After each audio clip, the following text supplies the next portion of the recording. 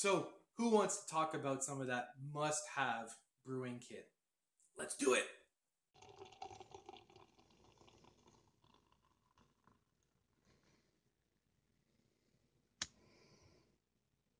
So, welcome back to the Homebrew channel.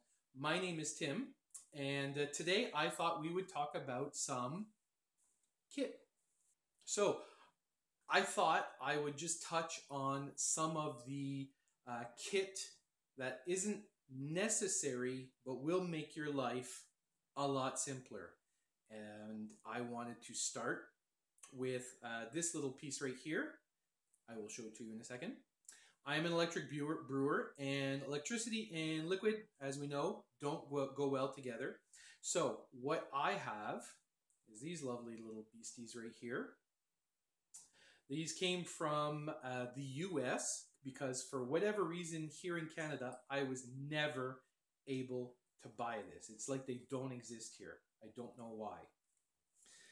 And what this does, it affords me to plug my electric kettle into any socket I want anywhere in the house, and I get my surge protection so that I don't kill myself. There you go. These were from Home Depot in the US. I actually just drove across one day on a beer hunting trip and grabbed these at Home Depot. I think they were like $7 each. I need 2 for my setup, and so I bought 3 just in case one died, and lo and behold, one died, so I'm still gold for a little while. Item 2, hot ball.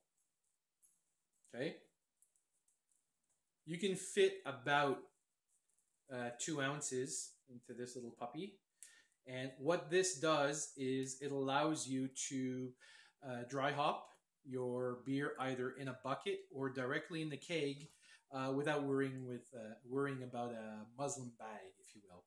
So, because I do 10 gallons at a time, there's no way I'm going to drink 10 gallons of IPA quickly. So what I'll do is I'll do my dry hop, usually with a muslin bag or whatnot, for my first one, and I don't dry hop my second keg.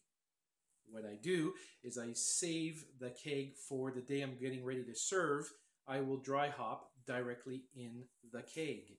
So what you do is you take some unflavored dental floss, make a little knot, tie it to the outside of the cover of the keg, close the keg, seal it, and this hangs about halfway down into the middle of the keg, and it dry hops your keg for you while you're pressurizing it. Nice. This came from the local homebrew store. I think it cost $3, $5.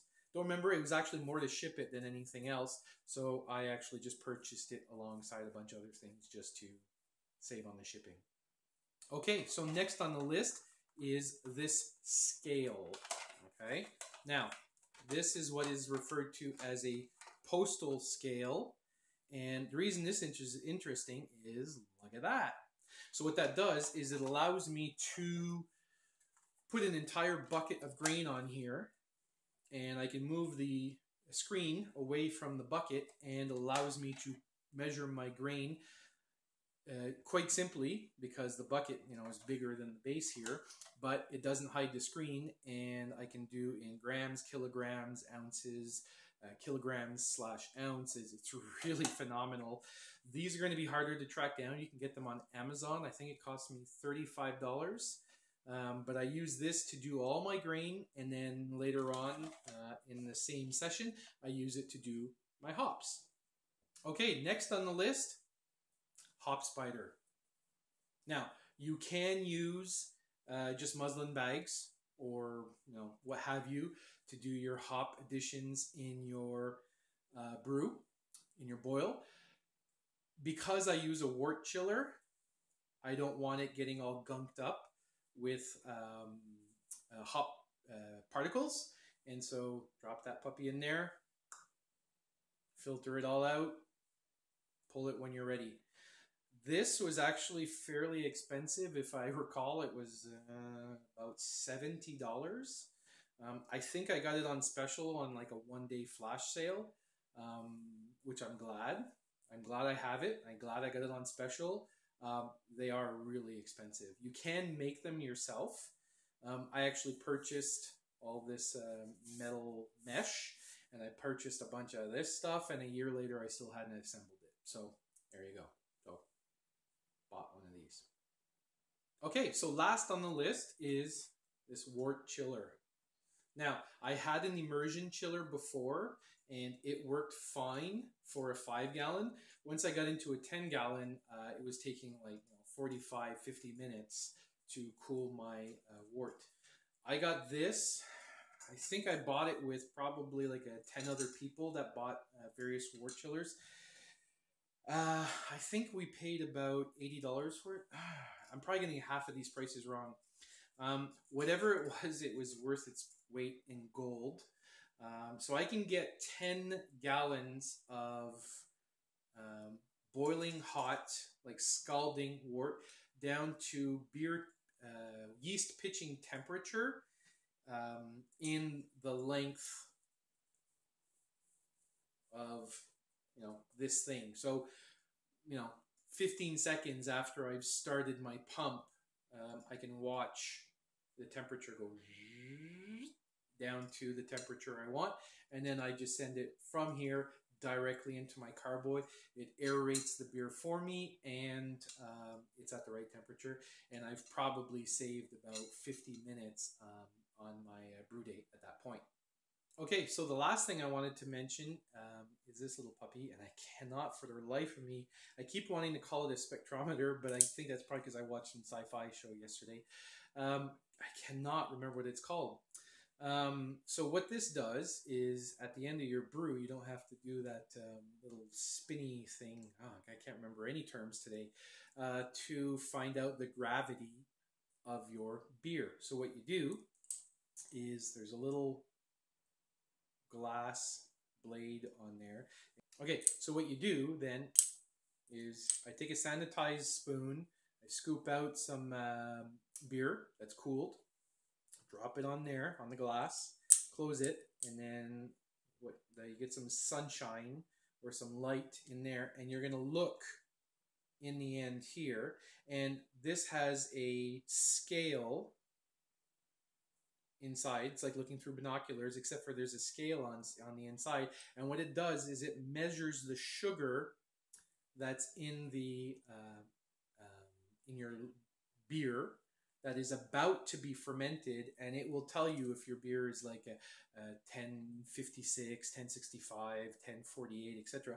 And so then you can check your gravity, see if you're on target before chucking your yeast in, and figure out whether or not you need to do any adjustments or not, figure out if you did a good job or you screwed up or whatever. I love doing this. The whole thing is like takes 10 seconds, and you just wipe it off with some water and you're done. Okay, so the last item on my list would be a pump. Now, not necessary, but it makes your life so much simpler. Now that I have a pump, I don't burn myself anymore, because I used to, moving scalding liquid around, I used to burn myself all the friggin' time, like one every 3 brews.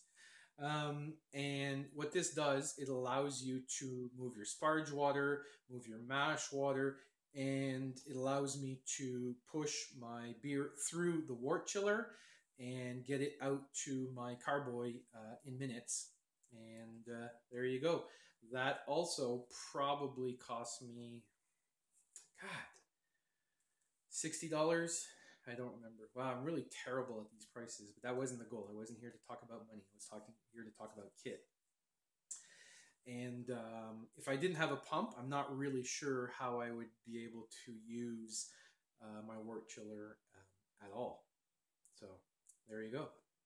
Okay, so I hope you enjoyed this quick look at some not need to have, but really make your life a lot easier piece of kit. If you enjoy my videos, do me a favor and give me a subscribe.